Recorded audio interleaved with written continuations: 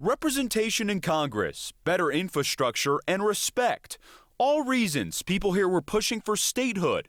But there were a lot of misconceptions of what New Mexico was and what this territory was. The U.S. had never acquired an area with such a large population so quickly. The New Mexico territory once belonged to Mexico and was long in control by Spain. New Mexicans were perceived as foreigners. And so for a very long time, there were people like, well, why should they become a state? They're not Americans, they're foreign people. People were primarily Catholic, spoke only Spanish, and were viewed as poor. There was also a sense of lawlessness. And so there was a real fear of having these people who were perceived as foreign from letting them be officially part of the American experience, if you will. Over time, perceptions changed thanks to the arrival of the railroad in the 1880s. The Atchison, Topeka, and the Santa Fe Railroad promoted New Mexico both as exotic but also tame.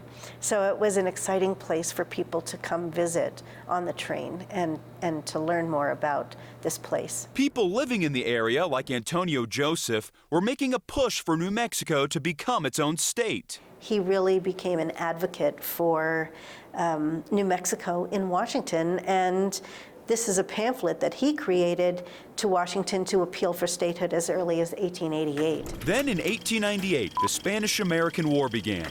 President William McKinley contacted Governor Miguel Otero to recruit soldiers for the war. New Mexicans responded enthusiastically, becoming the largest contingent of Theodore Roosevelt's Rough Riders. Their bravery showed New Mexico's loyalty was with the Union. In 1909, President William Howard Taft made a brief rail stop in Albuquerque, where several local politicians made their case for statehood.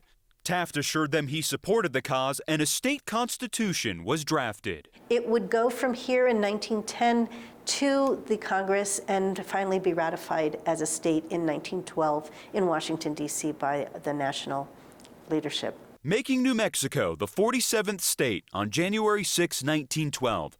New Mexicans couldn't wait to add their star to the American flag. Well, this is the 47-star flag, unofficial New Mexico flag in the United States. When people were so excited that they added just one star to the official 46-star flag, so this is a really unique artifact. In 1912, the state seal was also designed with the Latin phrase "Crescat eundo," meaning it grows as it goes, a fitting motto for the state to this day. I think in some ways it reflects the people who are here that continue to adapt and evolve, and at the same time maintain our sense of unique identity that is not generically American, but uniquely New Mexican.